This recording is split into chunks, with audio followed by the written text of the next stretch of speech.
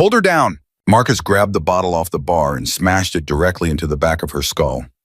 No warning, no hesitation. The crack echoed through the entire bar like a gunshot. She collapsed forward, face hitting the table, blood pouring through her hair onto the wood. Derek Voss looked down at her and laughed. Actually laughed. Pointed at her like she was a joke he'd just told. The whole group roared, a woman bleeding and unconscious, and these men were celebrating. They thought it was over. They thought she was just another victim who wouldn't fight back. They had absolutely no idea who they had just hit. Drop your city in the comments right now and don't forget to subscribe because this story is just getting started and you will not believe where it goes. Harper Dalton had not asked for a single thing that night. Not attention, not conversation, not trouble. She had asked for a quiet booth in the back of Murphy's Tavern, a cold glass of something she didn't have to think too hard about, and maybe 2 hours of sitting across from the only human being left on this earth. She completely trusted her best friend Madison Cole. That was it. That was the whole plan. She was 34 years old. She had seen things that would make most people wake up screaming for the rest of their lives. She had lived in sand and silence and blood and discipline for 11 years. And now she was just a woman in a flannel shirt sitting in a bar in San Diego on a Friday night, genuinely, desperately trying to remember what normal felt like. Madison had been the one to push for it. You can't just sit in that apartment forever. Harp, she'd said on the phone 2 days earlier, her voice carrying that particular mix of worry and affection that Harper had never been able to argue with. Come out, 1 drink, maybe 2. Nobody's going to bother you. Harper had paused for a long time before answering. Fine, she said, but if I say I want to leave, then we leave, no questions. Deal. So there they were. Murphy's Tavern, 8:30 on a Friday night. The place was loud the way bars always were, not uncomfortable, loud, just alive. Jukebox in the corner, a few TV screens showing baseball nobody was really watching, the smell of fried food and old wood, and something that might have been spilled beer from 3 nights ago. Harper sat with her back to the wall. Old habit, she never sat any other way. Madison was talking, something about her sister's new house in Phoenix, or maybe it was her nephew's Little League team Harper was genuinely trying to follow. Genuinely trying to just be present the way her VA counselor had told her to be when she first noticed them. 4 men, corner of the bar, loud in a way that wasn't happy loud. It was that particular brand of loud that comes from men who want to be noticed, who want everyone in the room to feel their presence like a weight pressing down from above. 3 of them were big. One of them, the one who seemed to be doing most of the talking, was not particularly large but carried himself like he was. The kind of man who had never once been told no by anyone who mattered. Harper clocked them the way she clocked everything. Automatically, without drama. A quick read of the room, the exits, the distances. Then she went back to Madison. Sorry, she said. Your nephew, he's pitching now, right? Trying to... Madison laughed. He threw the ball over the backstop last week. His coach said, Hey. The voice came from behind Harper's right shoulder. She didn't turn immediately. She registered it, filed it, continued looking at Madison, whose expression had just shifted from laughing to something quieter, more careful. Hey, I'm talking to you. Flannel shirt. Harper set down her glass. Slowly. She turned. The man standing behind her was one of the 4 from the corner. Not the loudest one, this one was maybe 26, 27. Wide through the shoulders, a smirk that was already fully formed like he'd practiced it. Can I help you? Harper said. The words were flat, not rude, not warm, completely neutral. It was the voice she used when she wanted to give someone every possible opportunity to walk themselves back from the edge they were standing on. You're in our spot, he said. Harper looked around the booth, then looked back at him. There's no reserved sign, she said. He grinned, looked back at his friends, got the reaction he wanted, a couple of laughs, one of them hollering something she didn't catch. We always sit here, he said, turning back to her. So you're going to need to move. We were here first, Madison said, her voice tight. The man's eyes slid to Madison with an expression that made Harper's jaw lock. Nobody asked you, he said. Harper kept her voice level. We're finishing our drinks, and then we'll be out of your way. Should be about 20 minutes. She turned back to the table. That was the moment she felt his hand on her shoulder. Not a tap, not an excuse me, a grip. fingers digging in, trying to turn her around like she was a piece of furniture he was repositioning. Harper went very still. In the military, there is a concept called a controlled response threshold, the point at which a trained operator shifts from passive awareness to active engagement. For most people, that threshold is crossed the second someone touches them without permission. For Harper Dalton, it was different. Years of training had pushed that threshold back further, and further had taught her to absorb and calculate before she reacted, to give the situation every possible chance to de-escalate before she became the thing she was trained to be. So she did not react. Not yet. She removed his hand from her shoulder the way you'd remove a piece of tape from a surface you didn't want to damage. Firm, deliberate, without looking at him. "Don't do that," she said quietly. "Or what?" he said. And then he laughed, and his friends laughed, and the sound of it was like a door slamming shut on every reasonable version of how this night could end. The loudest one walked over now. The leader. She'd noticed him earlier. Derek Voss, though she didn't know his name yet. Medium height, expensive watch, the kind of man who had spent his whole life using money and aggression as a substitute for anything resembling character. He looked at Harper the way some men look at things they've already decided they own. "What's the problem?" he said, though his tone made it clear he already knew there was no problem, not one he considered real. "No problem," Harper said. "We're leaving soon. Tell your friend to keep his hands to himself." Derek tilted his head, smiled. It was the smile of a man who had never once faced a consequence he couldn't buy his way out of. "You know what your problem is," he said. He leaned down, putting his face closer to her level. "You don't know how to talk to people." "Derek," Madison said, and Harper registered the surprise of that. Madison knew this man. "Derek, come on, just leave it." "You know him," Harper said. Madison's face had gone pale. "He went to school with my brother." "Derek, please." "She's my friend, just—" "Your friend," Derek repeated. He straightened up, looked at Harper again, with something colder now in his expression. "She always this rude." "She's not being rude," Madison said. "We were just having a quiet—" "We're done here," Harper said. She started to slide out of the booth. What happened next took maybe 3 seconds. She was standing reaching for her jacket on the seat beside her, when Marcus, the broad-shouldered one, who had grabbed her shoulder, picked up a glass bottle from the bar behind him. A full beer bottle, heavy. She didn't see it coming because she was looking at Derek and Marcus was behind her right shoulder, and even a trained SEAL cannot defend against something she doesn't see. The bottle came down against the back of her skull. The sound it made was something between a crack and a thud, a sound that seemed to silence the entire bar for one suspended half-second before the noise rushed back in. Harper's vision went white at the edges. Her knees buckled, and she went forward, catching herself on the edge of the table with both hands, then sliding her cheek, hitting the wooden surface, her body not quite her own anymore. Blood. She could feel it, warm and immediate, spreading from where the bottle had connected, running down behind her ear. The laughter started almost instantly. Not all of them, but enough. Derek's group loudest of all. Marcus was saying something she couldn't make out the words, her ears were ringing, but the tone of it was triumphant.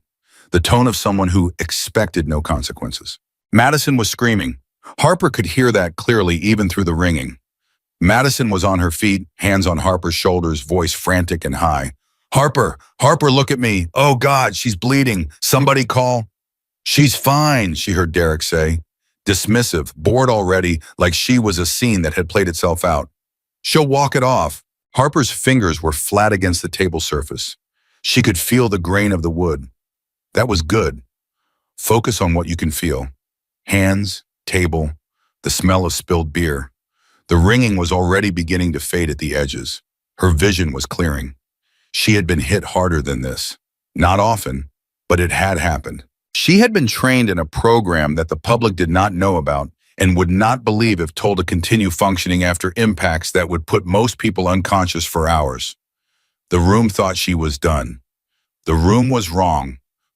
Madison whispered, her mouth close to Harper's ear, her hands still on her shoulders. "Harper, please. Let me get you out. My car's right outside. We can go to the hospital, please. Just—" "Is she dead?" one of Derek's friends said, and there was laughter again. Harper breathed. Once, twice, 3 times.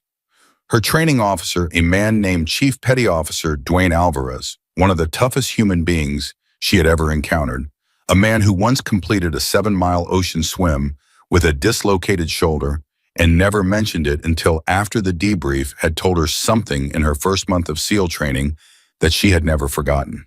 Pain is information, he said. That's all it is. It tells you where you are and what you're dealing with. You receive the information, you process it, and then you decide what to do with it. The second you make it anything more than that, the second you let it be fear or panic or surrender, it wins, and you never let anything win. Harper received the information. She processed it. Laceration posterior skull, minor concussion possibly, vision restored, hearing clearing, motor function intact. She was operational. She pushed herself upright slowly, both hands still on the table for a moment, then standing straight. She turned around. The laughter faltered. It didn't stop immediately. There's a social momentum to cruelty, a kind of inertia that keeps it going a few seconds past the point when people realize something has changed. But it faltered, because Harper Dalton, standing upright, blood running down behind her ear, her expression completely, utterly calm, was not the image any of them had been expecting. Marcus, who was still holding the broken bottle by its neck, took a single step backward without seeming to realize he'd done it. "You're still standing," Derek said. He was trying to keep the tone light, keep the upper hand, but something had shifted in his eyes, something small and instinctive that he didn't want to name. Harper looked at him, then she looked at Marcus, then at the other two, a heavy-set man named Cody, and a younger one she hadn't paid much attention to yet, who was now visibly less comfortable than he'd been 60 seconds ago. "I'm going to give you one opportunity," Harper said. Her voice was different now, not aggressive, not loud, but different in a way that was very difficult to describe, the way a room goes different when the temperature drops without warning. Quiet and certain, and carrying something underneath it that made the hairs on the back of your neck stand up. "Walk out of this bar," she said, "right now, all four of you, and this ends here." Derek stared at her. The smile came back, slower this time, less certain. "Or what?" he said. "You gonna leave?" she said again. One word, flat as a blade. Cody, the heavy-set one, shifted his weight, looked at Derek. Something in his face said he wanted very badly to take the exit that was being offered. Derek did not take it. "Sit back down," Derek said, stepping forward, "before you embarrass yourself more than you already have." He reached out to grab her arm. What followed happened in less time than it takes to describe it. Harper's left hand caught his wrist before he made contact, redirecting his momentum, the way water redirects around a stone. Her right elbow came up and across, connecting with his jaw, not with the full force she was capable of, but enough. Derek's head snapped sideways. He staggered. Marcus lunged.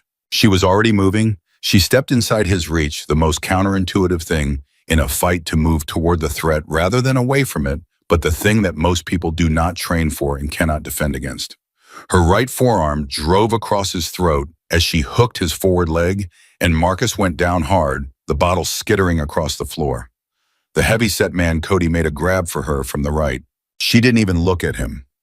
She sidestepped, used his own forward momentum against him, and guided him with a precise application of force into the side of the booth he'd been fighting over moments ago. He hit the wooden frame and went down in a heap of glasses and a cocktail napkin. The fourth one, the younger one, held up both hands, took 2 steps back, said nothing. Smart kid. The whole sequence had taken 11 seconds.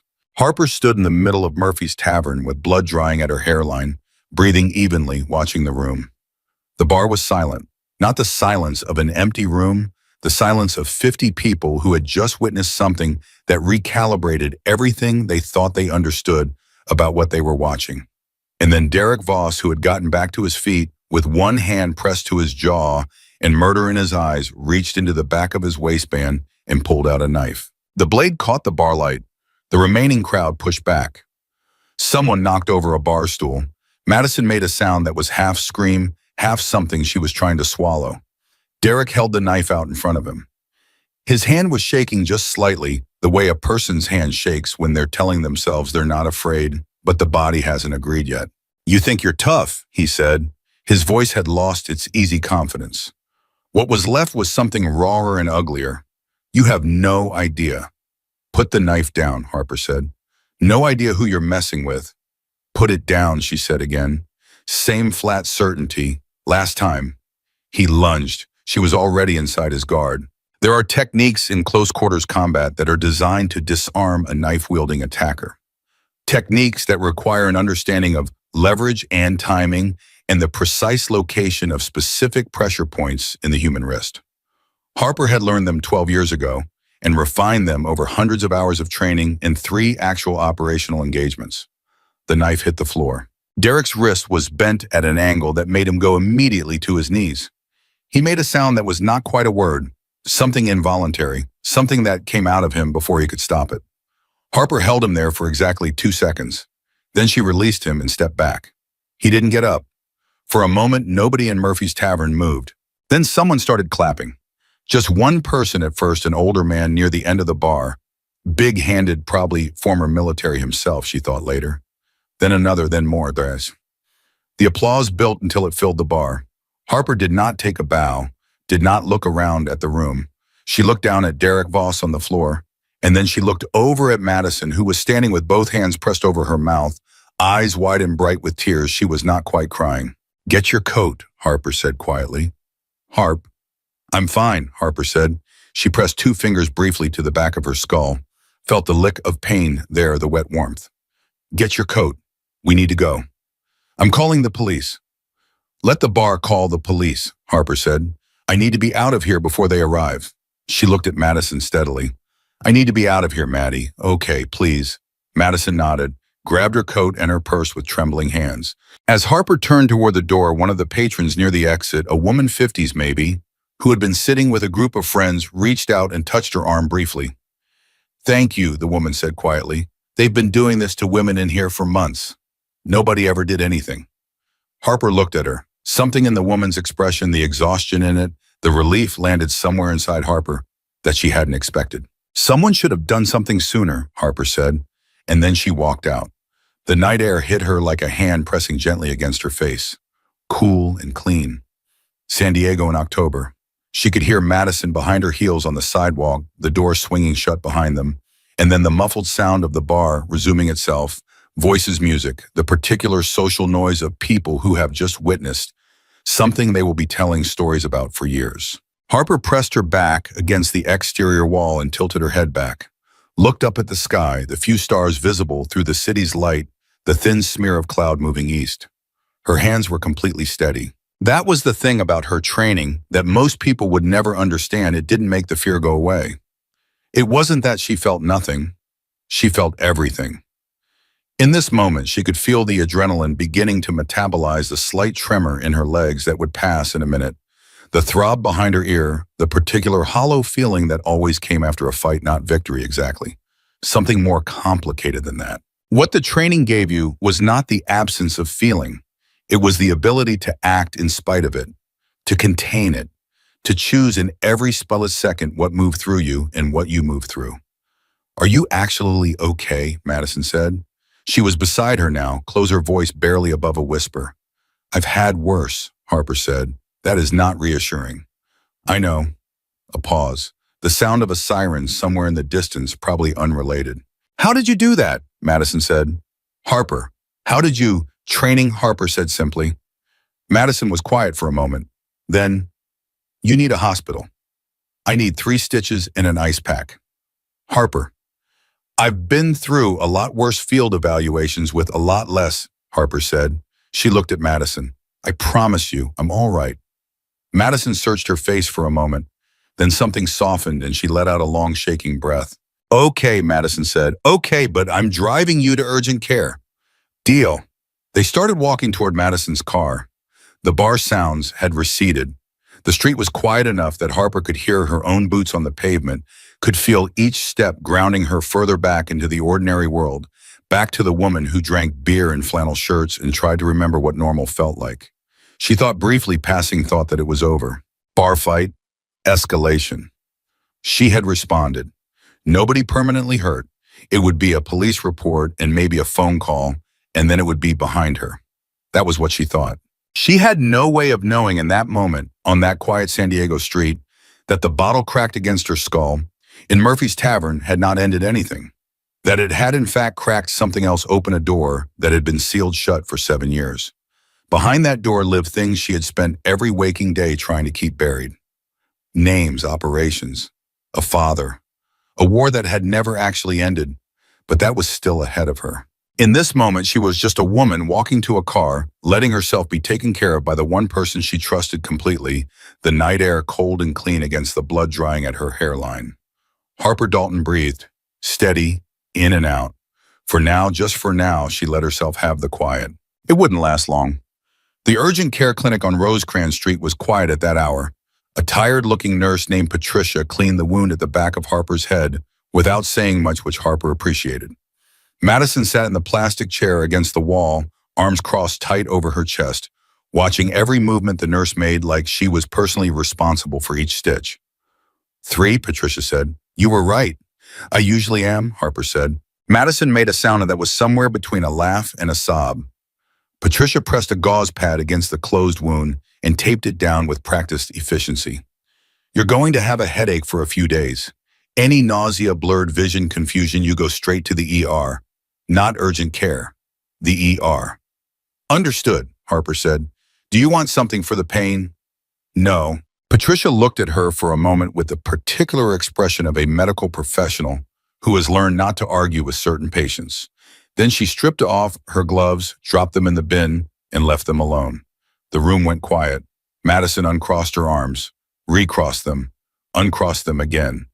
Harper watched her friends cycle through about 4 different things she wanted to say before finally landing on the one that had been sitting at the top since the bar. How long? Madison said. Harper looked at her. How long what? How long have you been able to do that? Madison's voice was steady, but her eyes weren't. Because I've known you for 6 years, Harper. 6 years, and I had no idea. None. I thought you were, I don't know what I thought. A technician, something desk-related. You said Navy, you never said, I know what I said. You took 4 men apart in 11 seconds. It was closer to 15. That is not the point, and you know it.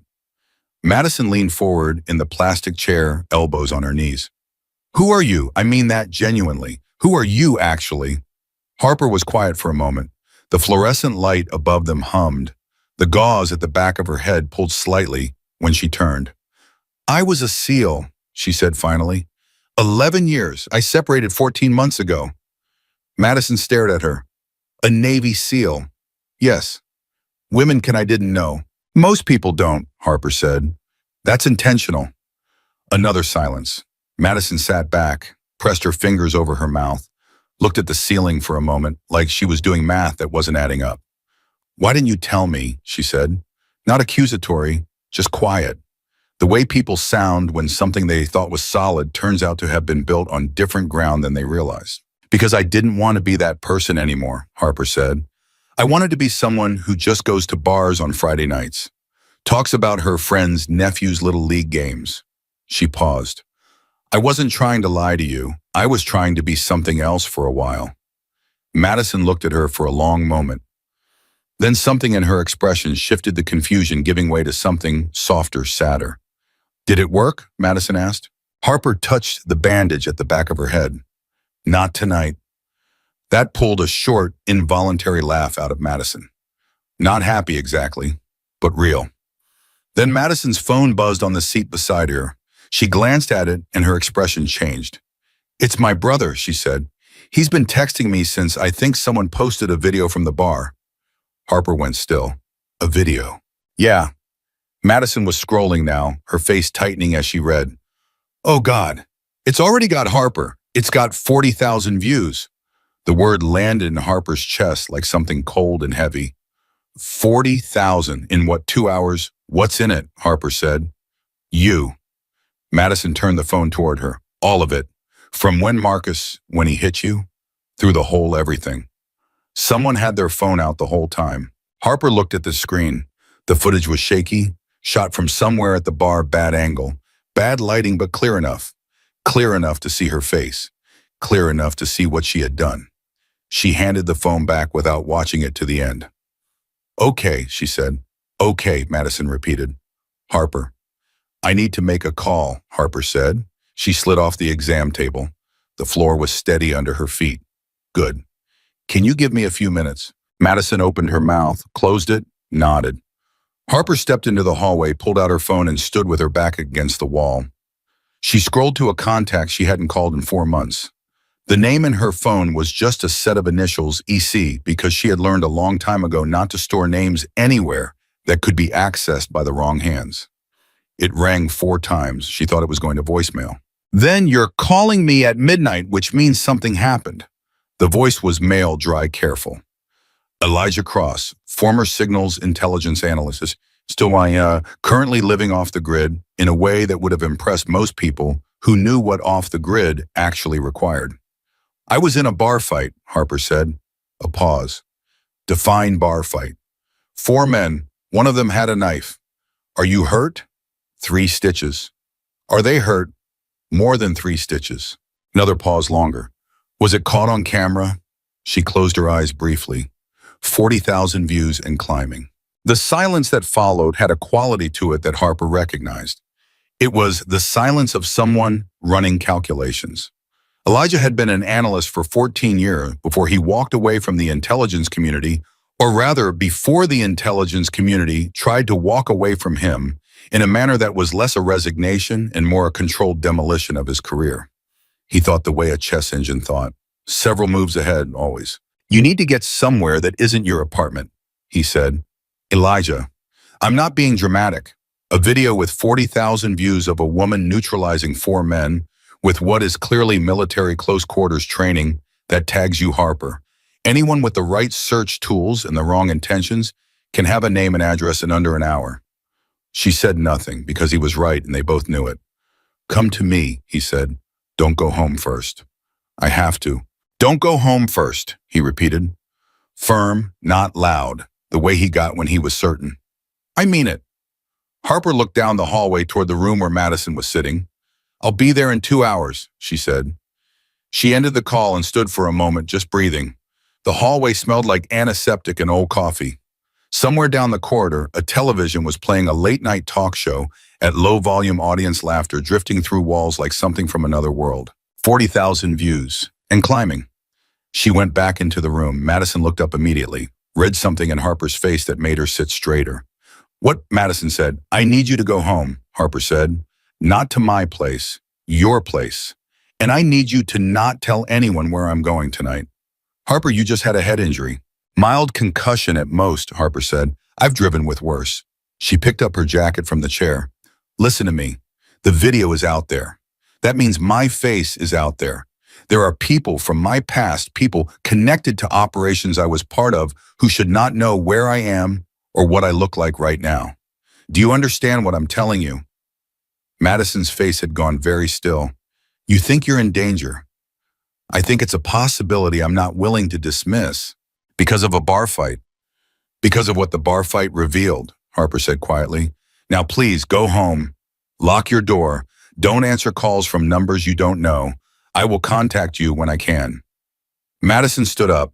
She was trembling slightly, not from fear exactly, Harper thought, but from the kind of adrenaline that comes from realizing the world is larger and more dangerous than you believed it was 24 hours ago. "Promise me you'll call," Madison said. "I promise." Madison grabbed her purse. At the doorway, she stopped and turned back. "For what it's worth," she said, her voice quieter, now stripped of everything except honesty. "What you did in that bar, the way you stood up after what he did to you." She shook her head slightly. "I've never seen anything like it in my life." Harper looked at her. "Get home safe, Maddie." She watched her friend disappear down the hallway. Then she stood alone in the small room under the humming light and let herself have exactly 30 seconds of stillness. 30 seconds. Then she moved. The drive to Elijah's took 90 minutes. He had relocated again in the past year, this time to a property outside Ramona, east of the city, the kind of place that didn't appear on most mapping applications and had a driveway you could only find if you already knew where to look. Harper had been there twice before, both times under circumstances that suggested her life was operating outside its normal parameters. Apparently that was becoming a pattern. She parked where he'd told her to park 200 yards from the house behind a stand of scrub oak and walked the rest of the way. Old habit, old protocol. He had cameras, she knew.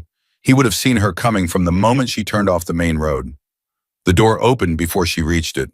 Elijah Cross was 51 years old, lean in the way of a man who doesn't eat when he's focused, and is focused most of the time with close-cropped gray at his temples and eyes that move the way surveillance cameras move, steady, comprehensive, missing nothing. He looked at her for 1 second, taking in the bandage at her hairline, the set of her shoulders, the jacket she was holding rather than wearing. "Come in," he said. The inside of the house was what it always was: organized chaos to anyone who didn't understand the system, and a completely logical information architecture to anyone who did. Screens along one wall, 3 of them running feeds that she didn't immediately parse. A work table with 2 laptops open. Maps, physical printed maps, because Elijah did not trust digital exclusively pinned to a corkboard she hadn't seen before. He handed her a glass of water without being asked and sat down in front of the center screen. "Videos at 93,000, he said. "It's been picked up by 2 local news aggregators and 1 national one." Harper sat down across from him. "How long before it gets connected to a name?" "Depending on who's looking." He typed something she couldn't see from her angle. "If it's just curious civilians, maybe a few days. If it's someone with facial recognition tools in a government-level database." He paused, looked at her. "It may have already happened."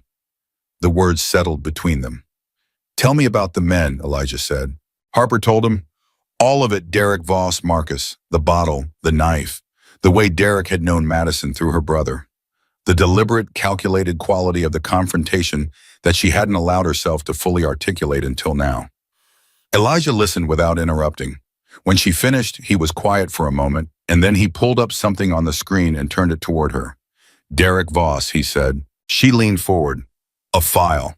Not a public file, the kind of file that doesn't exist in any database a civilian can access. A photograph of Derek Voss taken from a distance, surveillance style. A location tag she couldn't quite read. A set of organizational affiliations listed below. Her eyes found 2 words and stopped. Ironclad Tactical. "What is that?" she said, though something low in her gut already suspected she wasn't going to like the answer. "Mercenary network," Elijah said. His voice was even the way it got when he was delivering information he needed her to receive without the weight of his own reaction distorting it. "Private military contractor on the surface. Underneath, and this is what took me 18 months to piece together before I walked away from the agency, they are a procurement and distribution channel for stolen military-grade weapons. Black budget operations. Off-books contracts with foreign groups that the United States government officially has no relationship with." Harper stared at the screen. "And Derek Voss is connected to this." "He's not just connected," Elijah said. "He's a recruiter, low-level but deliberate. He identifies targets in civilian settings, provokes confrontations, and assesses threat response. It's a screening mechanism." She sat back. "He was testing me, or confirming what he already knew about you," Elijah said. He paused. "Harper, the reason I pulled this file when you called, I had already flagged Voss 3 weeks ago as someone who might be moving in your direction. I didn't tell you because I wasn't certain, and I didn't want to." He stopped.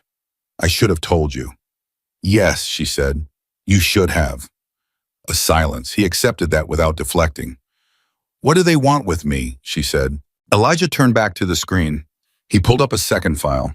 This one had less in it, partial, fragmented, the kind of file that had been scrubbed and reconstructed from fragments. He scrolled down to a single photograph. Harper's hand went flat against the table. The man in the photograph was standing on what looked like a European street, the architecture visible at the edge of the frame, indistinct but clearly not American. He was older, heavier than she remembered. His hair had gone mostly white. He was wearing a coat that obscured most of him, and the photograph had been taken from far enough away that the face was not immediately legible. But she knew that face. She had known it since she was 4 years old. "That's my father," she said. The words came out flat, which was the only way she could say them without her voice doing something she didn't want it to do. "Yes," Elijah said quietly. "My father is dead." She did not look away from the photograph. "He died 7 years ago, training accident. I was notified by the Department of the Navy. There was a service." "I know," Elijah said. "I stood at a grave, Elijah." "I know that too." She looked at him then. "Explain this to me." Elijah turned his chair to face her fully. When he spoke, his voice was careful, not gentle, exactly because Elijah Cross was not a man who defaulted to gentle, but careful in the way of someone who understands that the thing he is about to say will change the architecture of another person's reality, possibly permanently. Colonel Richard Dalton did not die in a training accident, Elijah said. He faked his death 7 years ago, shortly after he discovered the existence of an operation called Nightfall, a covert program running inside the U.S. military structure, through which weapons were being diverted and sold to foreign groups through a network of corrupt officials and private contractors. He paused.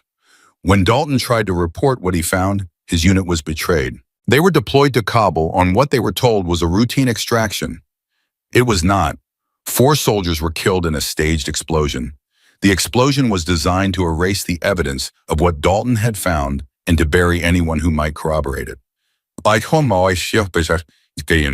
Harper's breathing was steady. It was the only thing that was. Your father survived, Elijah continued, but he knew that surfacing meant he would be killed and that whoever had gotten to his unit would get to him too. So he went dark. He's been moving since then. Europe mostly, sometimes elsewhere.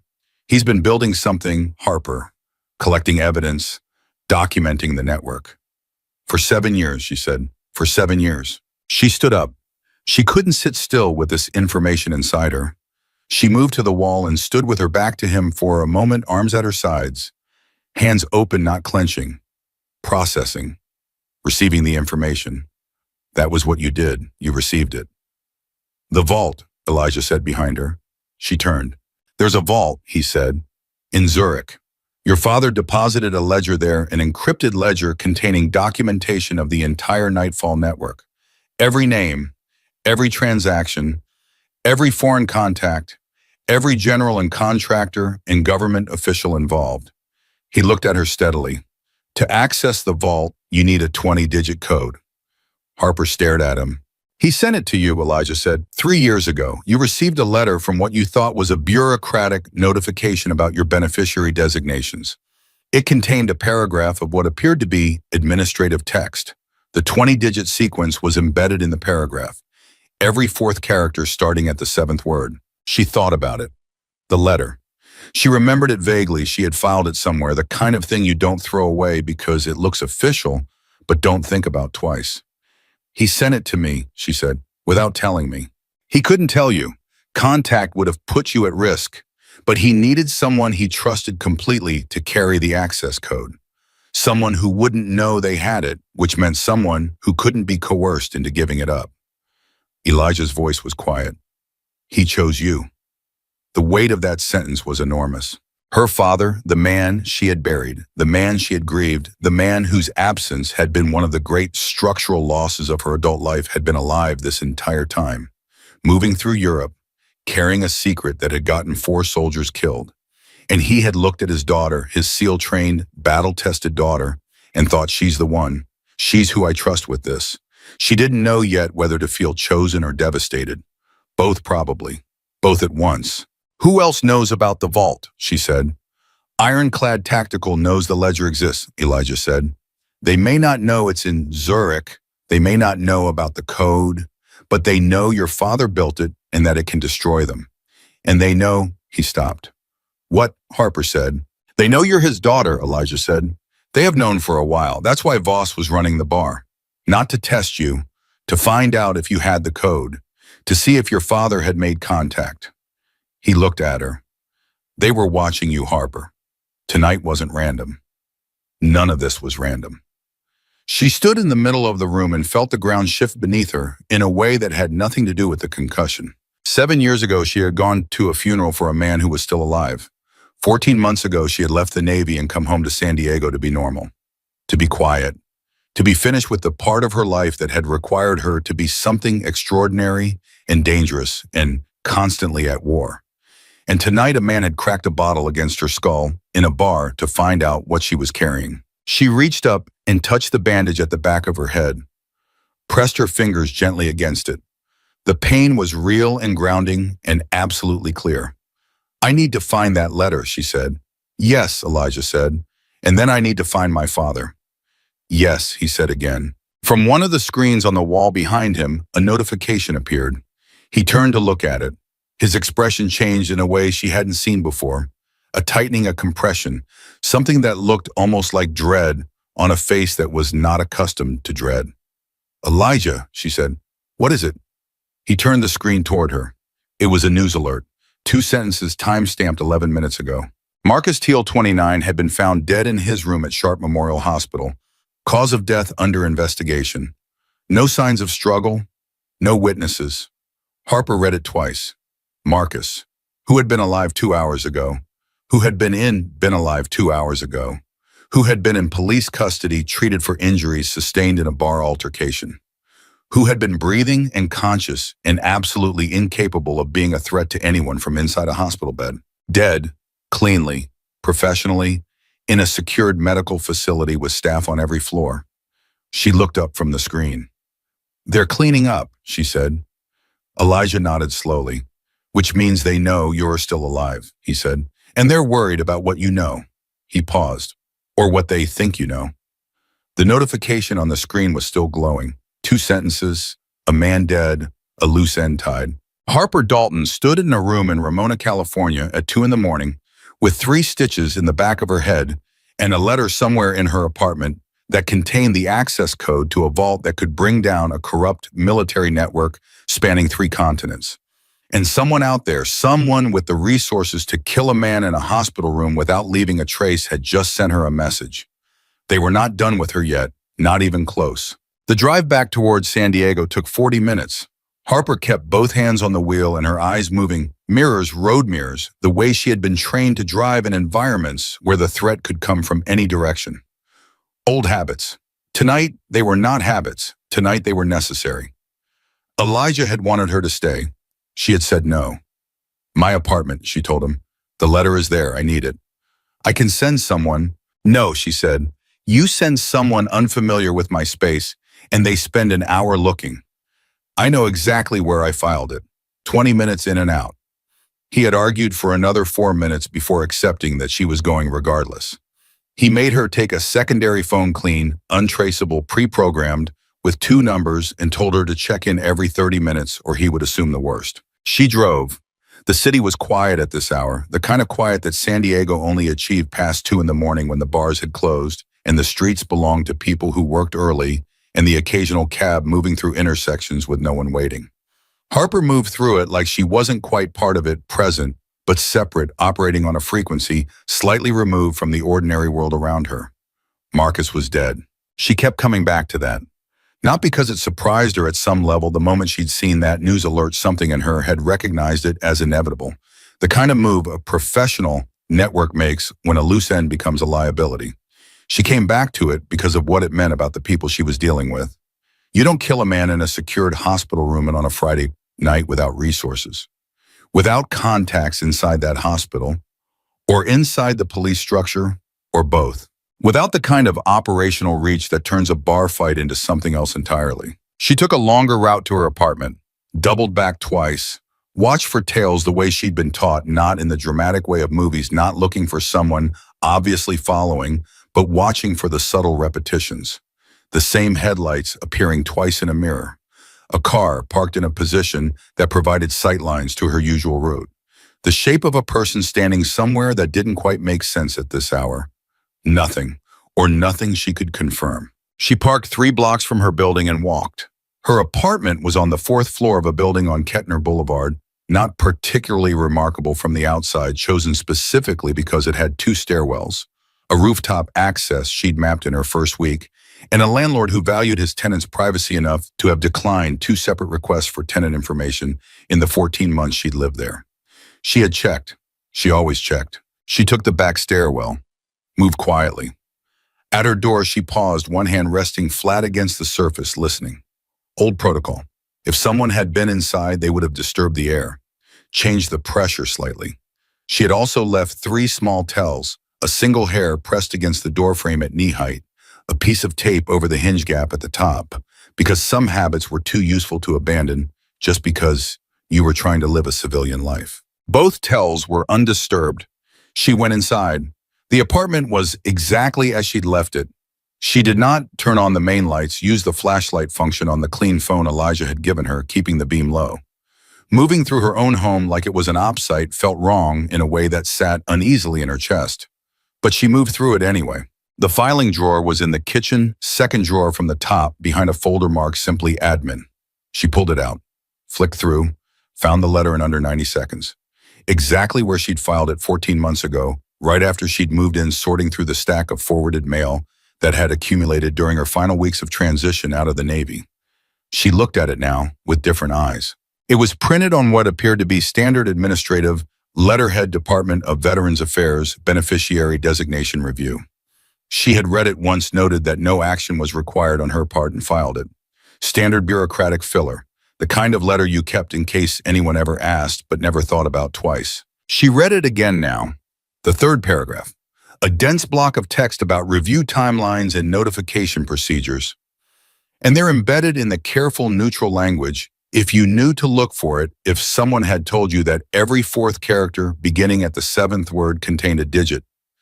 There it was, 20 digits, unremarkable, invisible, hidden in plain sight inside a letter that any reasonable person would file and forget.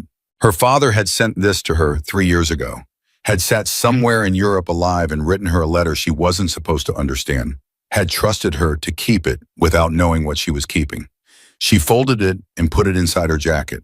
She was back out of the apartment in less than 6 minutes. She was on the back stairwell heading down when her phone vibrated. Not the clean phone, her regular phone. She pulled it out one-handed, keeping her eyes on the stairwell below her. Unknown number.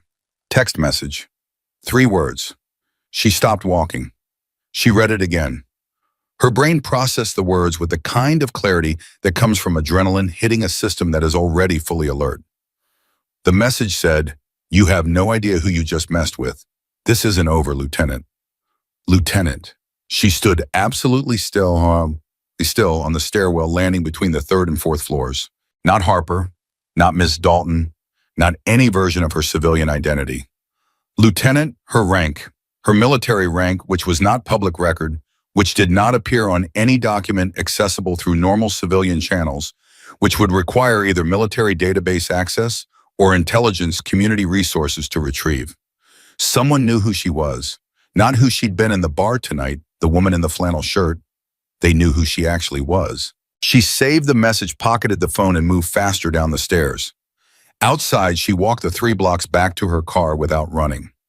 Running attracted attention. Running said something was wrong, but she moved with the controlled speed of someone who has calculated exactly how much urgency the situation requires and is delivering precisely that amount, no more. She called Elijah on the clean phone before she'd reached the car. He picked up on the first ring. "You're 12 minutes early." "I have the letter," she said, "and someone just texted my personal number. They used my rank." A pause. The kind of pause that with Elijah meant he was already 3 steps ahead and deciding how much of that to say. "Read it to me," he said. She read it. Another pause. "Get back here," he said, "and don't stop anywhere." She drove. By the time she reached Elijah's property outside Ramona, it was approaching 3:30 in the morning. The sky had shifted, still dark, but with the particular quality of dark that suggests the machinery of dawn is beginning somewhere far below the horizon. She parked where she'd parked before and walked the 200 yards to the house. He was already at the door. He didn't say anything when she handed him the letter. He carried it to the work table and examined it under the desk lamp with the focused attention of a man who has spent 2 decades extracting meaning from documents designed to conceal it. 2 minutes? 3. She stood and let him work. "It's here," he said. His voice was quiet, but she heard something in it, a kind of compressed intensity, the sound of someone who has been building toward a confirmation for a very long time and has just received it. Every 4th character, 7th word. He looked up at her. He did it, the full sequence. "Can you access the vault remotely?" she said. "Not with just the code," Elijah said. "The vault requires in-person biometric verification combined with the access code. His system, it's a physical key as well as a digital one." He set the letter down. "Someone has to go to Zurich." Harper looked at him. "Not yet," he said, reading her expression. "We're not there yet. First, we need to understand who sent you that text, because the use of your rank means one of 2 things." He held up one finger. "First possibility, Ironclad Tactical has accessed military personnel records. which requires a contact inside the Department of Defense. High level. He held up a second finger. Second possibility, whoever sent that text is already inside the military structure. Active. Which means this isn't just a rogue private contractor network. It means the corruption your father found is still operational and still protected. Harper sat down. She pressed the heels of her hands against her eyes for a moment, not from exhaustion, though she was tired, but from the particular pressure of processing information that kept expanding in every direction she tried to contain it. Operation Nightfall, she said. My father found it 7 years ago. How is it still running? Because nobody ever exposed it, Elijah said simply. The ledger exists, but it's locked in a vault in Switzerland. Your father went underground. Everyone who could have corroborated his evidence was either killed in Kabul or chose silence to protect themselves. He paused. And the man running it has had 7 years to consolidate. Who? Harper said. Elijah turned to the corkboard on the wall, the one she'd noticed when she first arrived but hadn't examined closely. He unpinned something from the center of it and held it out to her. A photograph. A man in uniform. Full dress, multiple decorations, the kind of photograph taken for official use. The kind of photograph that appears on institutional websites and in congressional briefings and on the walls of offices in the Pentagon. The name printed below it was General Arthur Gaines. Harper studied the face. She had seen it before in the periphery of her career, the way you see senior command faces present in briefings and official communications without being directly relevant to your operational work. A man who had spent 30 years building institutional authority, who had the kind of military credibility that functions as armor against scrutiny, whose name in any conversation about U.S. military integrity would produce nothing but confirmation of his standing. He's still active, she said. Deputy Joint Chiefs, Elijah said. Has been for 2 years. Before that, he oversaw the command structure that included your father's unit. She set the photograph down. He was there, she said, not a question. He ordered it, Elijah said. The Kabul deployment, the staged explosion, all of it. He sat down across from her. Your father has been building the case against Gaines for 7 years.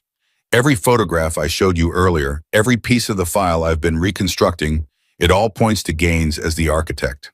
The ledger in Zurich is the proof that can actually put him in front of a military tribunal. The room felt very quiet. Harper thought about her father moving through Europe for 7 years, moving and watching and collecting and waiting, carrying a weight that she couldn't quite imagine, not the weight of the secret, but the weight of the sacrifice, the weight of allowing his daughter to believe he was dead, of standing at some distance from his own life, watching it continue without him because there was no other way. She wondered if he had read her name in dispatches, wondered if he had followed her career through whatever channels were available to a man operating completely off-grid, wondered if he had known when she made SEAL, when she deployed, when she came home, if he had known any of it. She pushed the thought aside. She would deal with that later. There was an order of operations here, and grief, or whatever this was, this complicated grief that had just doubled back on itself after 7 years, came after operational clarity. The text that was sent to my phone, she said. Can you trace it? Already running it, Elijah said. He gestured toward one of the screens where a process was cycling through what looked like routing data. It was bounced through 3 relay points. Might take me until morning, but there's something else. He turned back to the screen. The phrasing, this isn't over, Lieutenant. That's not a threat from a mercenary contractor, Harper. The phrasing is too specific, too formal. That's someone with military training composing a message in the register they default to.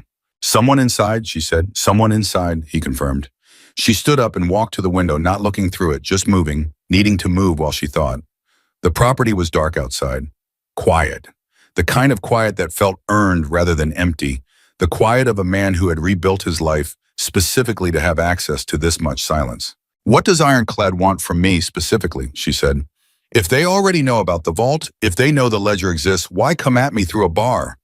Why not just, she stopped, rethought. They don't know if I have the code, she said. They know my father might have sent it to me, but they don't know for certain. The bar was reconnaissance. Voss wasn't there to hurt me. He was there to assess me, to see if I'd react in a way that suggested I knew something. Correct, Elijah said. And when I reacted the way I did when the video went out, they knew I was operational, which told them I was worth either recruiting or eliminating. She turned back to face him. Which one are they leaning toward? Marcus is dead, Elijah said. She nodded slowly. Eliminating then. Or they're sending you a message, he said, showing you what they're capable of, seeing if you run. I don't run, she said. I know that, Elijah said. They may not know that yet. She looked at him across the room. Elijah Cross, who had walked away from the intelligence community with a hard drive full of things he shouldn't have, and a conscience that had refused to let him keep quiet about them, and a life that had been systematically dismantled as a result. Who had rebuilt himself here on this piece of land with these screens and these maps, and this precise, relentless mind that had never once stopped tracking the thing he'd walked away from? Why have you been building this file? She said. 18 months, you said. You were reconstructing this before I called you tonight. He was quiet for a moment. Because I knew it was coming back around, he said. When I was still at the agency the last year before everything fell apart for me, I saw fragments of Nightfall. Not enough to understand it. Enough to know something was wrong and that the wrong thing had institutional protection. He paused. And then your father's name appeared in one of the fragments. A name that was supposed to be dead. Harper stared at him. You knew, she said. Before tonight, you knew he might be alive. I suspected, Elijah said carefully. I didn't have confirmation until the photographs 3 months ago. 3 months ago, she repeated. Elijah. I know, he said. He met her eyes and didn't look away. I know I should have told you sooner. I was trying to have something definitive before He stopped. It wasn't the right call, I know that. She looked at him for a long moment.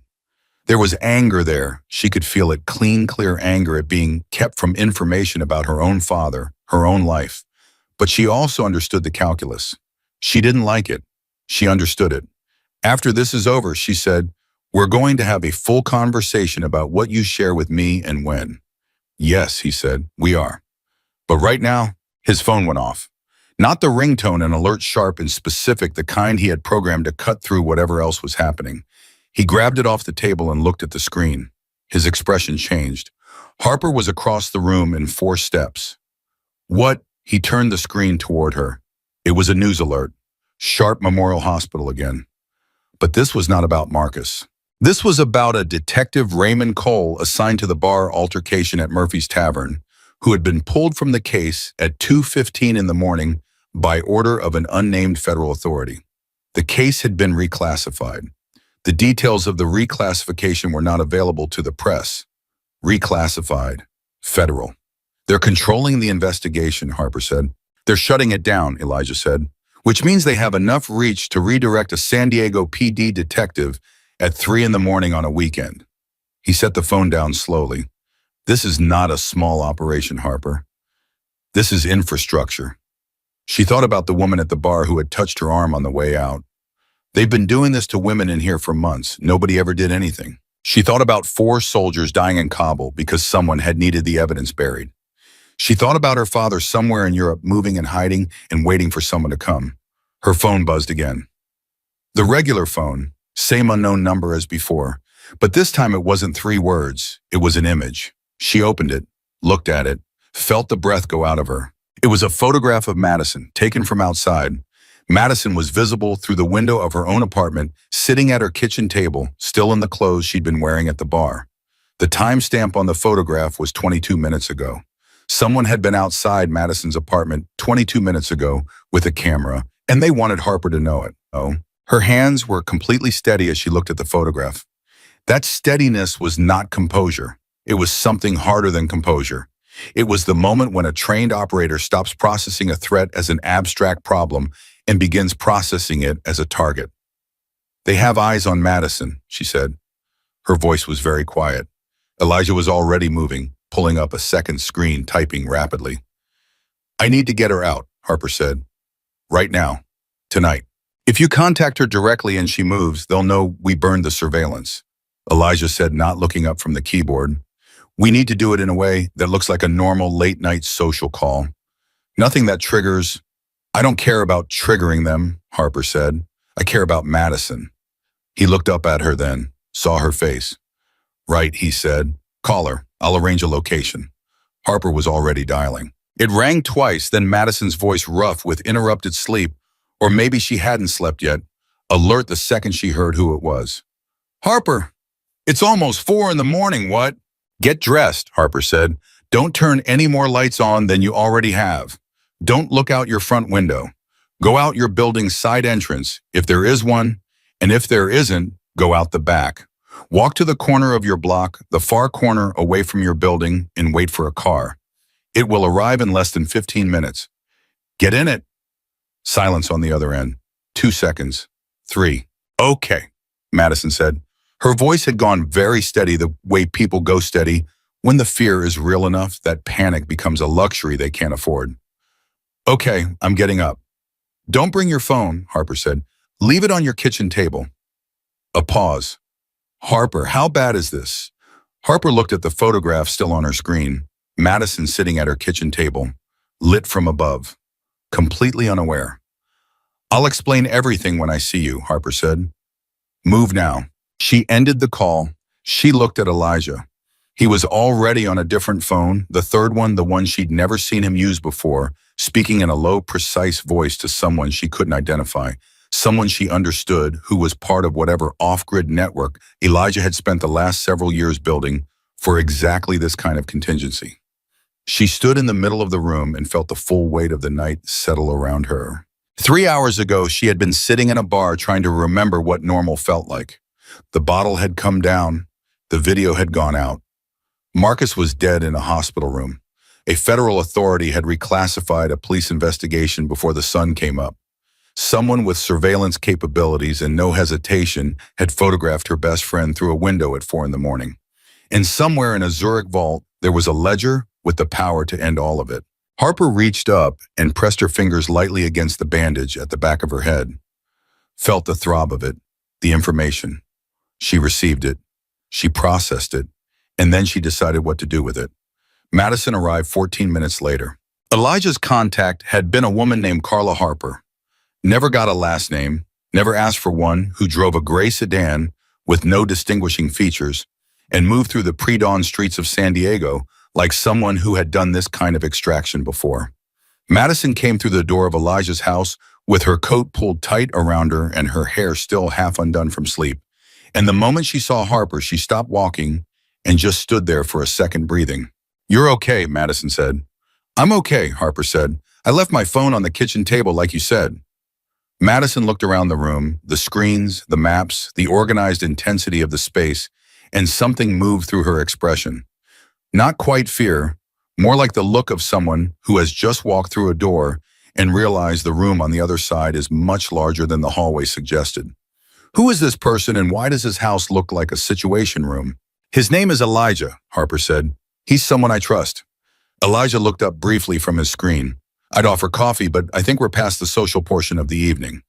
He's funny, Madison said in a tone that suggested she had not yet decided if that was a good thing.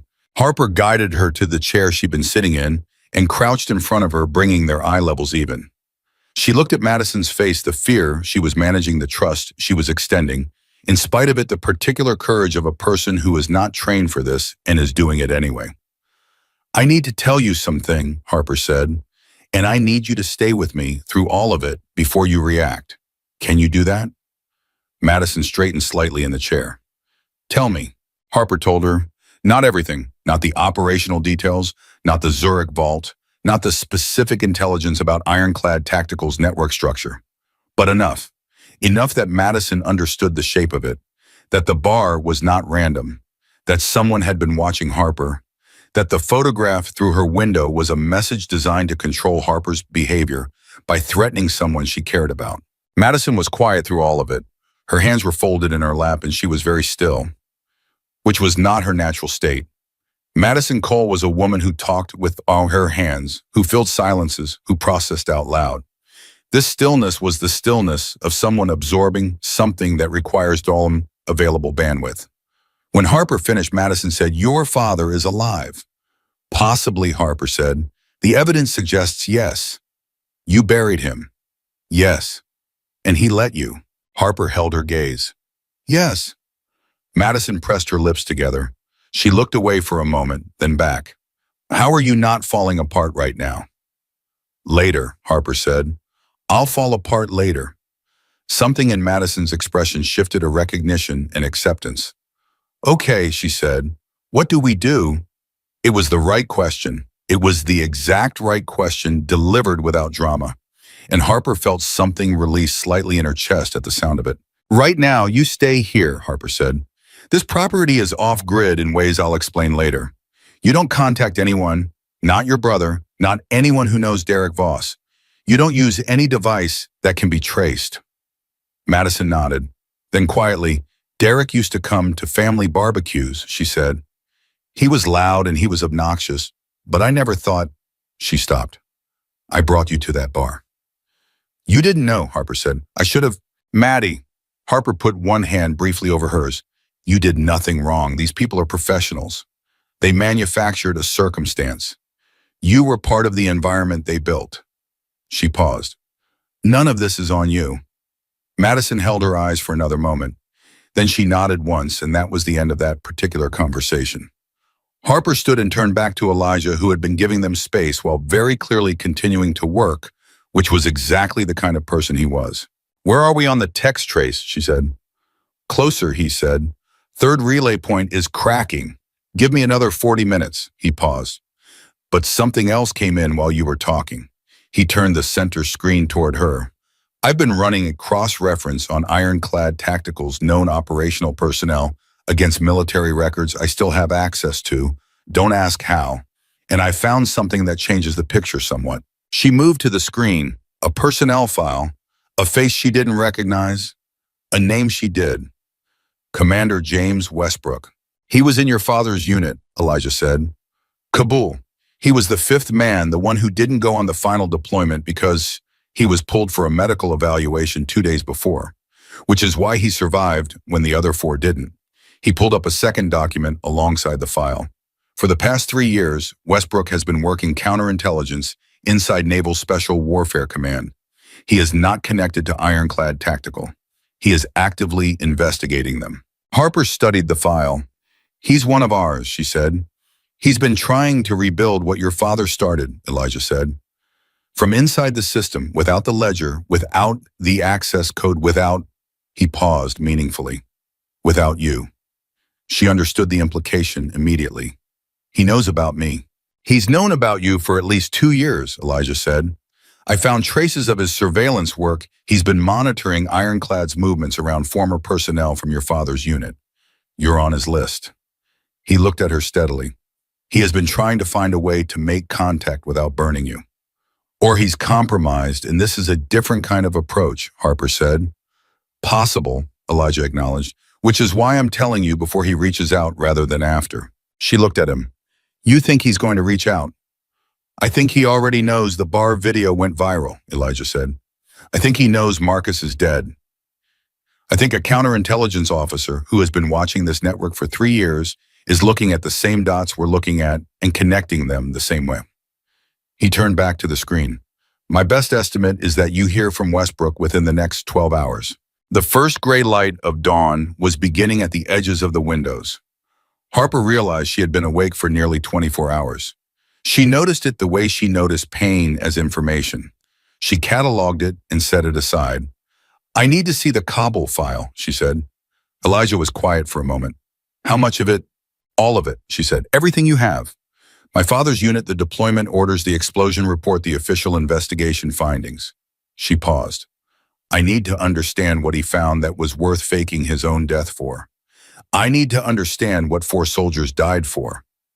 Elijah pulled up a folder on the left screen. He opened it without further comment and stepped back to give her the space to read. She read for 37 minutes straight. No interruptions, no water, no movement. She read the way she had been trained to process intelligence comprehensively, chronologically, with the part of her mind that stripped away everything except operational fact. What had happened? Who had ordered what? What the evidence showed versus what the official record claimed. The official record was clean, a training accident, an equipment malfunction during a live fire exercise, 4 casualties, full military honors, case closed. The actual record, the fragments Elijah had reconstructed from signals intercepts, from financial transfers, from the communications metadata he'd harvested before his forced departure from the agency, was something else entirely. Operation Nightfall had been running for 11 years before her father found it. Beginning in the late years of the Afghan conflict, a procurement channel had been established, officially legitimate routing military equipment to Allied forces in theater. Unofficially, a parallel channel had been created alongside it. Weapons that were logged as destroyed, outdated equipment, captured material, decommissioned systems, were instead redirected. Moved through a series of private contractors, the largest of which was the early version of what would become Ironclad Tactical, and sold to foreign groups whose relationship with U.S. interests was at minimum complicated and at worst actively hostile. The money moved through accounts in 3 countries.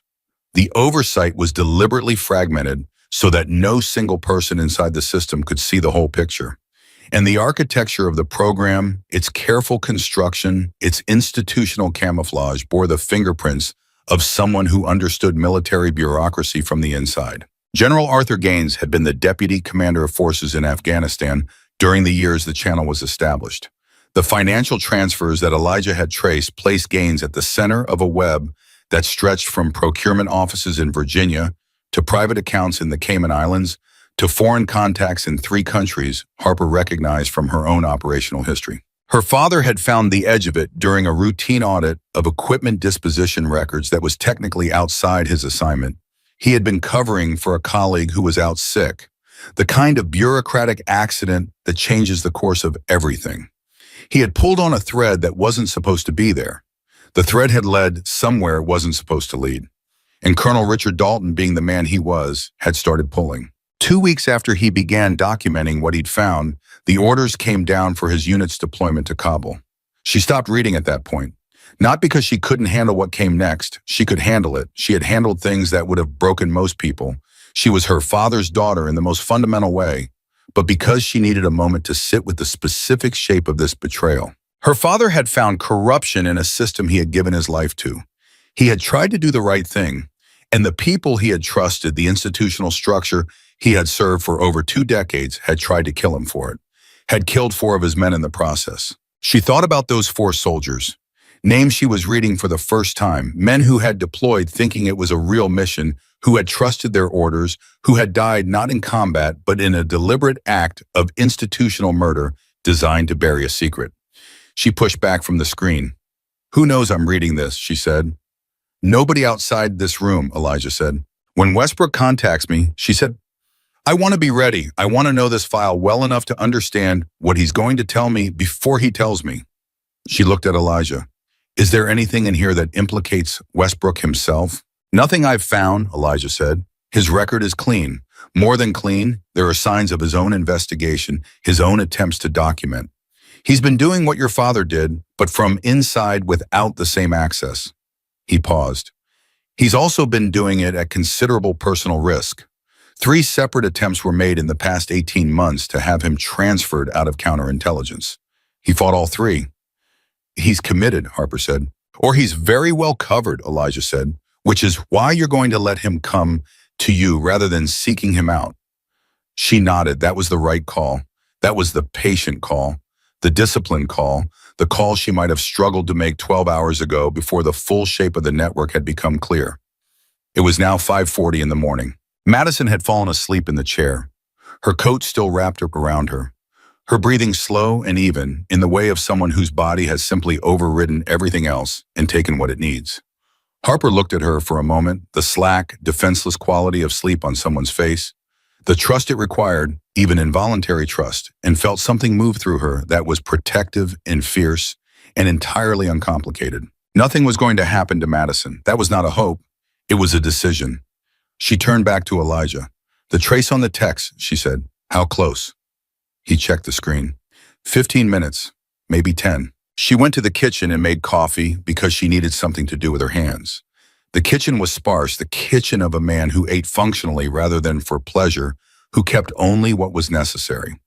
She found the coffee, found the maker, started it, and stood with her back against the counter while it ran. She thought about her father's letter, the paragraph of administrative text, the 20 digits embedded in plain language, like a secret hidden in a crowd invisible, because it was too ordinary to look at twice.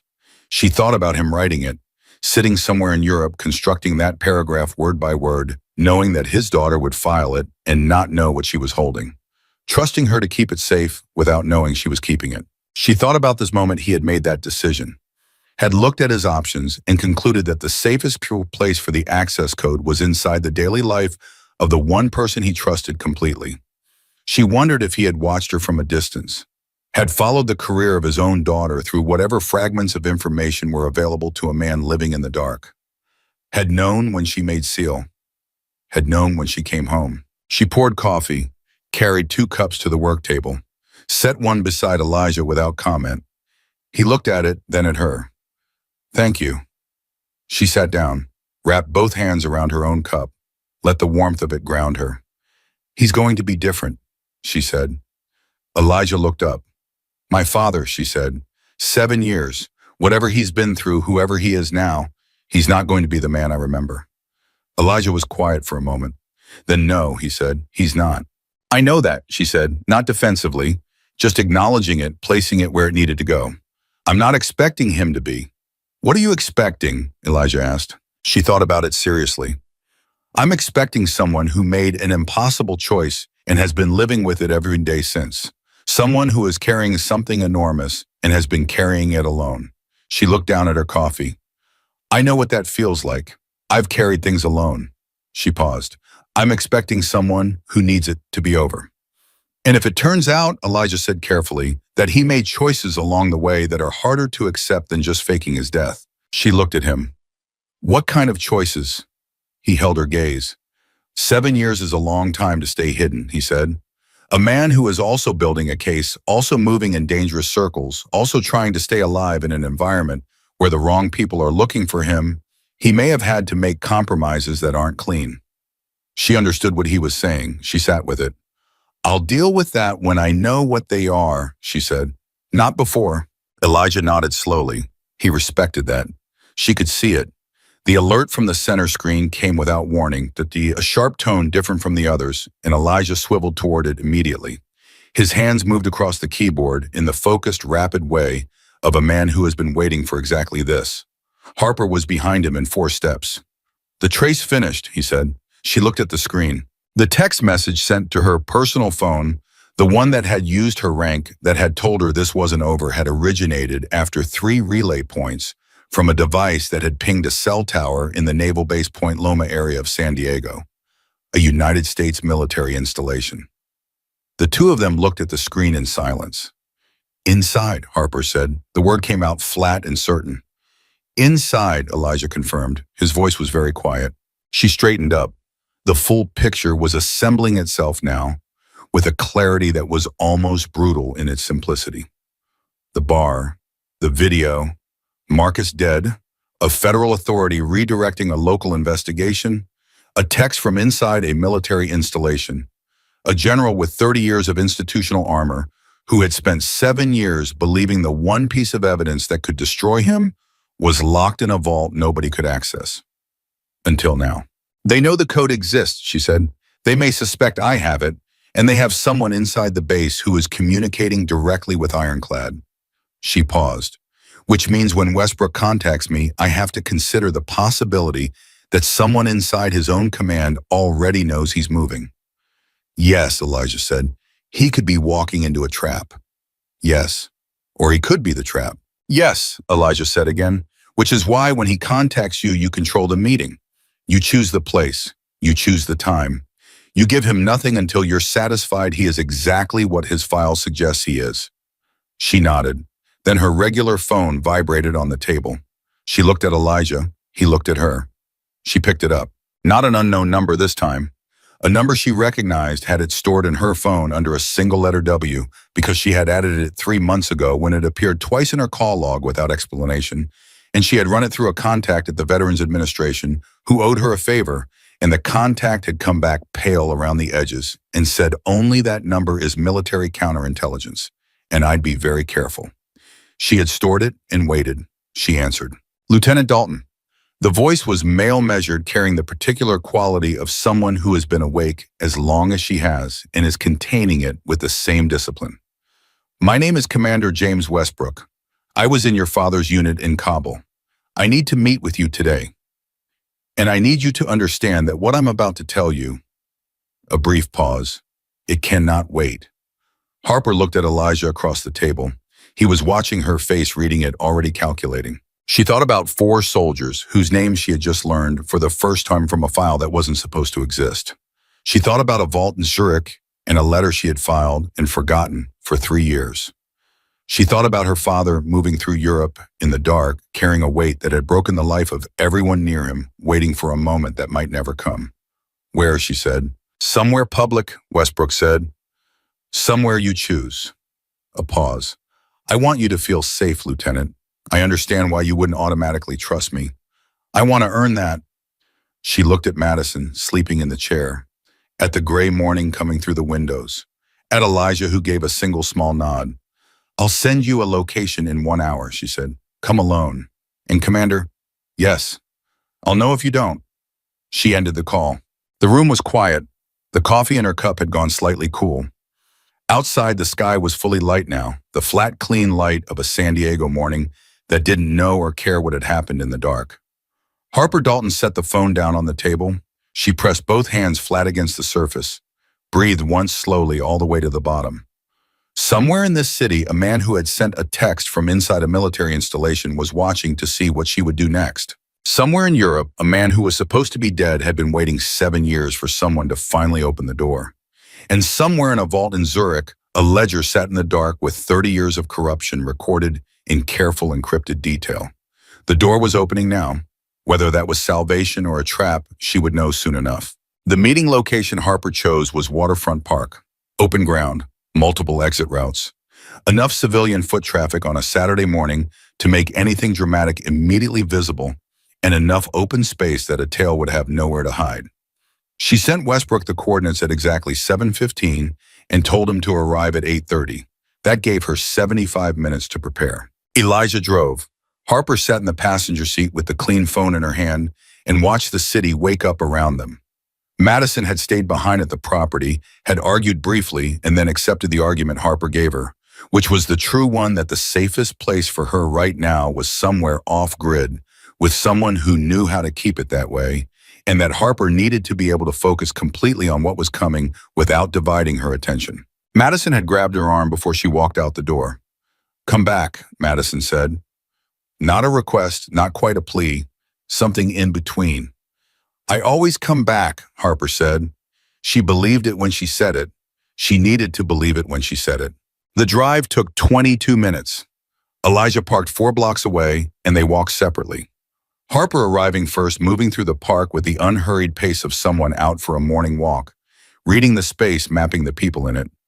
A man with a dog, 2 women running together, an older couple on a bench with coffee cups, a teenager on a phone who paid attention to nothing outside a 6-inch screen. She found a position near the waterfront railing with clear sight lines in 3 directions and stood there and waited.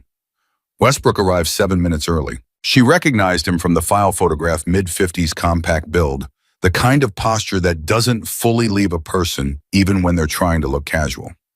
He was alone. She watched him for 2 full minutes before he spotted her, cataloging his movement, the way his eyes tracked the space, whether he paused at any point to signal or to confirm. He did not pause. He moved directly, and he moved clean. When he was 10 feet away, he stopped, looked at her. His face carried something she hadn't expected, not the controlled professional neutrality of a counterintelligence officer managing an asset, but something rawer than that. Relief almost. The specific relief of someone who has been trying to reach a person for a very long time and has finally managed it. Lieutenant Dalton, he said. I'm not a lieutenant anymore, she said. Harper is fine. He nodded, took a breath. I've been trying to find a safe way to contact you for 8 months, he said. Every time I got close, something in the environment changed and I had to pull back. After last night, he stopped. After what happened at that bar, I didn't have the option of waiting anymore. Tell me about Kabul, she said. No preamble, no small talk. Tell me what actually happened. Something moved through his expression. She watched it, the particular weight of a memory that a person has carried so long, it has become part of their physical structure. He looked out toward the water for a moment, then back at her. Your father found the edge of nightfall in March of that year, Westbrook said. You know that much from whatever file you've accessed. What the file doesn't have, what nobody outside the people who were there could know, is what happened in the 2 weeks between when he found it and when the deployment orders came down. Tell me, Harper said. He came to me, Westbrook said, 3 days after he started pulling on the thread. He came to me because we had served together for 6 years and he trusted me, and he needed someone to confirm that what he was looking at was real and not some accounting error he'd misread. His voice was even, but his jaw was tight. I looked at what he had, I confirmed it, and then I told him to be careful, that whatever he'd found had the fingerprints of someone with institutional reach. He paused. I was right about the reach. I was wrong about how fast they would move. The deployment was 11 days later, Harper said. 11 days, he confirmed. The orders came from Gaines's office. I wasn't deployed. I had a shoulder evaluation, scheduled routine. It had been on the calendar for weeks. Your father couldn't pull me without flagging it, and he didn't want to flag anything else. He thought, Westbrook stopped. His voice had changed slightly. He thought the deployment was real. He thought Gaines didn't know yet how much he had. He thought he had more time. Harper kept her eyes on Westbrook's face. But Gaines already knew. Gaines had a signals intelligence asset inside the base, Westbrook said. Someone monitoring communications in your father's unit. The moment your father started pulling those procurement records, Gaines knew. The deployment was already being constructed before your father had been at it for 48 hours. He exhaled. The 4 men who died, they didn't know anything. They were collateral. They were deployed with your father because a unit goes as a unit, and the explosion was designed to look like an enemy action, and the easiest way to make it look credible was to make it real. The word real landed in Harper's chest like something dropped from a height. 4 men deployed as cover for a murder, as props in an institutional cover-up. Men with families, with histories, with everything ahead of them, reduced to the collateral cost of protecting a general's criminal enterprise. And my father, she said, he survived the initial blast, Westbrook said. I don't know how. I think he was further from the device than intended. I think the positioning was slightly wrong. He was wounded but functional, and he understood immediately what it was. Not an accident, not enemy action. A kill order with his name on it. Westbrook looked at her directly. He had 2 choices. Surface, get medevaced and be dead within a week when Gaines's people finish the job somewhere quieter, or disappear. He disappeared, Harper said. He disappeared, Westbrook said. He contacted me once 3 weeks later. A message through a channel we'd established years earlier for a completely different purpose. He told me that he was alive. He told me not to look for him. He told me that the only thing that mattered was the ledger he was building, and that when it was complete, he would find a way to get it to someone who could use it. He paused. And then I didn't hear from him again for 4 years. Harper absorbed that. 4 years of silence. Westbrook carrying this knowledge alone, watching the official investigation close with a finding of accidental death, attending memorial services for men whose deaths he knew were murders, working inside the same institutional structure that had ordered those murders, unable to act without the evidence that was being assembled by a dead man in Europe. Why didn't you go public? She said. You had enough to. I had nothing, he said flatly. What I had was a conversation that could be denied, a set of procurement anomalies that Gaines's people had already scrubbed and corrected in the official record, and no witness who would survive long enough to testify. He held her gaze. Gaines has 30 years of credibility inside that institution. I had a conversation in a room with no witnesses and a very strong feeling about what I'd seen in some financial records that no longer existed in the form I'd seen them. His voice was controlled, but the frustration underneath it was real and old and enormous. Going public without the ledger would have destroyed me and changed nothing. She understood. She didn't like it, but she understood the calculus. You said he contacted you again after 4 years, she said. What did he tell you? Westbrook reached into his jacket and produced a single folded sheet of paper. He held it out to her. She looked at it without taking it for a moment. Then she took it. It was a photocopy of a handwritten note. The handwriting was her father's. She had grown up reading it on birthday cards and notes left on the kitchen counter and letters sent from deployments. She would have known it anywhere. Her throat did something she didn't allow her face to show. The note was brief. It said, the ledger is complete. Access through Zurich Vault 7 at Meridian Private. Biometric plus 20-digit code. The code is with Harper. She doesn't know she has it. The letter I sent her 3 years ago, VA admin redirect. Every 4th character from the 7th word. She filed it. She keeps everything. When the time comes, find her. Tell her I'm sorry I couldn't tell her sooner. Tell her I know who she became, and I am not surprised. Tell her I am proud of her every single day. Harper read it twice. The second time she read it more slowly. Tell her I am proud of her every single day. She folded the note and held it in her hand. She did not speak for a moment. Westbrook did not fill the silence which she was grateful for. She pressed her thumb against the folded edge of the paper. Just held it. Gave herself exactly the time she needed and not 1 second more. Then she looked up. Where is he now? She said. Vienna, Westbrook said. As of 6 days ago. He moves every 10 to 14 days. I have a contact address, a drop point, not a location. He checks it when he can. He paused. He knows the video from the bar went out. He will know by now that Ironclad moved on you. He will be trying to determine if it's safe to make contact. It's not safe, Harper said immediately. Not yet. Not until Gaines is contained. Agreed, Westbrook said. She looked at him. What do you have on Gaines right now, independent of the ledger? Enough to open an investigation, Westbrook said. Not enough to guarantee a conviction. Not enough to survive the institutional pushback from a man with his connections and his reputation. He paused. With the ledger with full documentation of the financial transfers, the foreign contacts, the Nightfall architecture, it's a different picture entirely. So we need Zurich, she said. We need Zurich, he confirmed. She was quiet for a moment, running the operational picture. The problem with Zurich was not the logistics of getting there. The problem was the gap between now and departure, the window during which Gaines's network would be accelerating its response to the bar video, to Marcus's death, becoming a loose thread to whatever intelligence they were gathering about her movements. Who else inside your command knows what you know, she said. Westbrook's expression shifted slightly. A careful shift. 2 people I trust, he said, both of whom have been running parallel threads to mine for the past 18 months. Both of whom are clean. I've vetted them more thoroughly than I've ever vetted anything in my career. And the text sent to my phone from Inside Point, Loma, she said, is either of them capable of that? Westbrook went very still. You traced it, he said. I have good resources, she said. He processed this. She watched him process it, watched him run through his own network, his own certainties, the architecture of trust he'd been building carefully for 3 years. She watched doubt move through him and watched him fight it down and watched him arrive at something that was not certainty, but was the closest available approximation. No, he said finally, neither of them, but it means Gaines has someone closer to my operation than I believed. He looked at her, which means we have less time than I thought. How much less, she said. If they know I'm in contact with you and that text was sent after the bar, after the video, which means they were already moving, I'd estimate they'll make a direct move within 48 hours. He paused.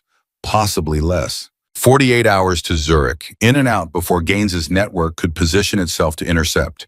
It was tight. It was the kind of tight that left no margin for complication, which meant complication was inevitable. I need something from you before I agree to anything, Harper said. Name it, Westbrook said. The names of the 4 men who died in Kabul, she said. I want you to say them. He looked at her. Something in his face went quiet and deep. Sergeant First Class Daniel Okafor, he said. Staff Sergeant Luis Reyes, Corporal Thomas Briggs, Specialist Aaron Wade. He held her eyes through every name.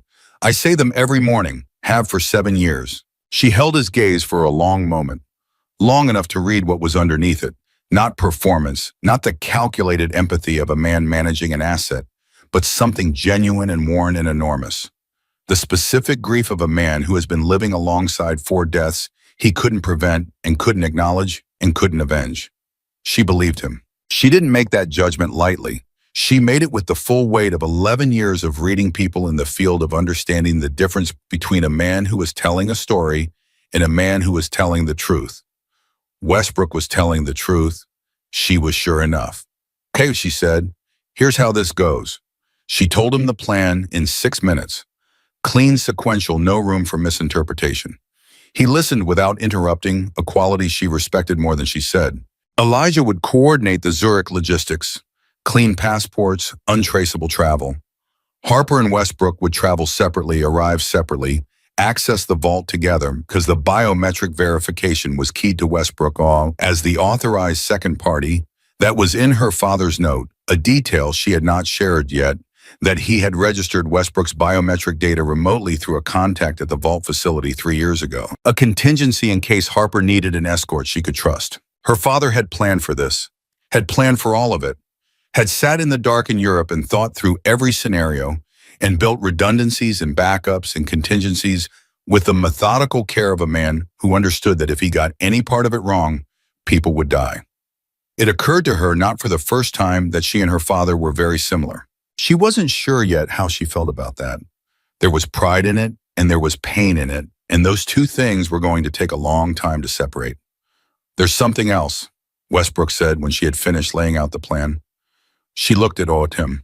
"Gaines knows about the vault," he said. "He has known for approximately 2 years. One of his assets got close enough to your father's operation in Vienna to confirm the Zurich location. What he has not been able to do is access it because he doesn't have the biometric data and he doesn't have the code." He paused. "But he has had the vault under surveillance, which means when we walk in, he will know within hours." "Then we need to be faster than hours," Harper said. "The ledger is encrypted," Westbrook said. "Even with access, it will take time to decrypt and distribute to the right channels. JAG, the Inspector General's office, 2 specific congressional oversight contacts I've been building toward for 18 months. If Gaines knows we're in Zurich, he can move against those channels before the information reaches them." Harper thought about it. 30 seconds? 40. "He can move against the channels," she said. "He can't move against a public record." She looked at Westbrook steadily. "We don't just send it to oversight. We send it to every legitimate investigative journalist on your list simultaneously. We send it to allied intelligence services in 3 countries. We make it so wide, so fast, that containing it becomes geometrically impossible." She paused. "Gaines's protection is institutional. The institution can protect him from an internal investigation.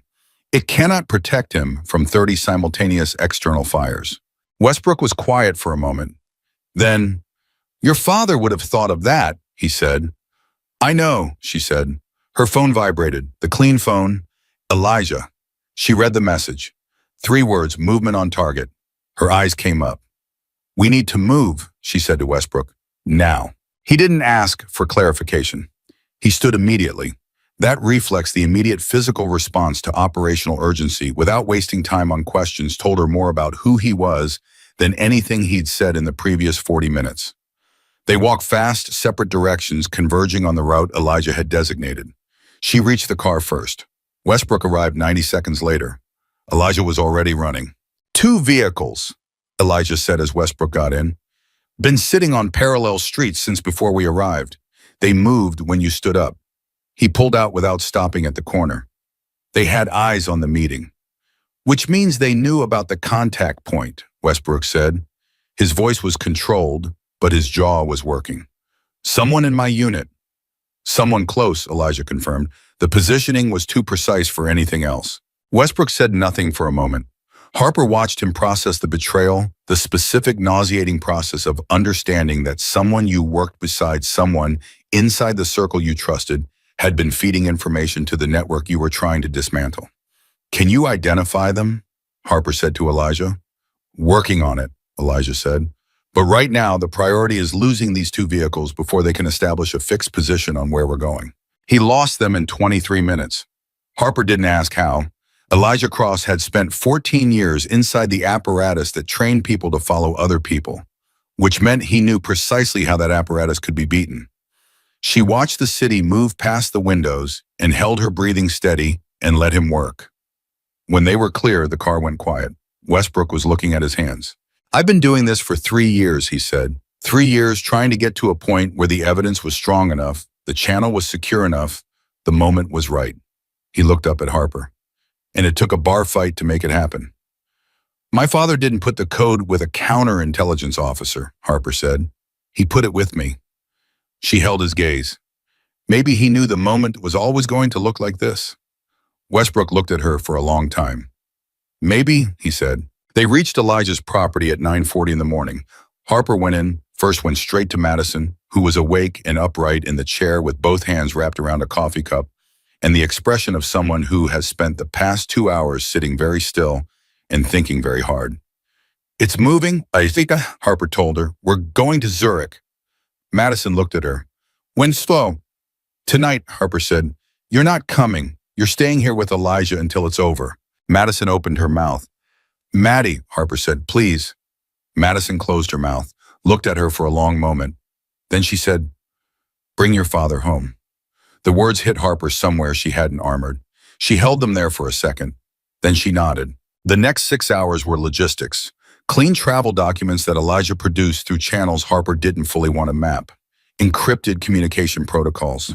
The distribution list that Westbrook had been building for 18 months, the journalists, the Allied intelligence contacts, the oversight officials loaded onto a secure drive that would transmit simultaneously the moment the decryption completed. Harper memorized the 20-digit code from her father's letter because she was not carrying a physical document onto an international flight, and because she had always had a memory that retained numbers the way a wall retains water. At 4 in the afternoon, 1 hour before they needed to leave for the airport, Harper sat alone in the kitchen for 20 minutes. She let herself have those 20 minutes fully. Let herself feel the whole weight of what was ahead and what was behind. Her father's face as she remembered it the last time she had actually seen him 2 months before Kabul, a Sunday dinner, where he had been distracted in a way she hadn't understood at the time and understood completely now. The grave she had stood at, the 7 years she had lived believing he was in it. The note in his handwriting, "Tell her I am proud of her every single day." She pressed her hand flat against the kitchen table, breathed. Then she stood up and went to get her jacket. The flight to Zurich was 11 hours. Harper slept for 4 of them, not because she was at peace, but because she was disciplined, and a person who arrives at a critical operation depleted is a liability. She slept the way she had learned to sleep in the field, completely and efficiently, and woke with the particular clarity of someone whose subconscious had been working the problem while the rest of her rested. Westbrook was awake when she opened her eyes. He looked like he had not slept at all. He looked like a man who had been sitting with 4 names for 7 years and was 8 hours away from being able to do something about them. She understood that. They landed at Zurich Airport at 2 in the afternoon local time. The vault facility was 20 minutes from the airport in a building that announced itself as nothing more distinctive than a private financial services firm, which was accurate and entirely beside the point. The vault access took 11 minutes. Biometric, code. The system accepting both with the quiet mechanical certainty of a lock that has been waiting a very long time to open. The ledger was everything her father had promised, comprehensive, documented, encrypted, but decryptable, with the key embedded in the same letter as the access code her father had been thorough down to the last detail. 30 years of nightfall from inception to present day. Names, accounts, transactions, communications, foreign contacts. General Arthur Gaines at the center of all of it, undeniable and complete. The distribution took 4 minutes. Elijah had built the transmission architecture from San Diego and handed Harper the trigger on a device small enough to fit in her palm. She pressed it standing in a vault in Zurich while Westbrook stood beside her, and in that moment the ledger went to 31 separate recipients across 4 countries simultaneously. There was no drama to it, no explosion, no confrontation, no cinematic moment. Just a press of a button and the information moving outward through the world at the speed of the network, unstoppable, now past any single person's ability to contain. Gaines would know within hours. His lawyers would tell him what it meant within minutes of that. Westbrook's phone went off before they reached the exit.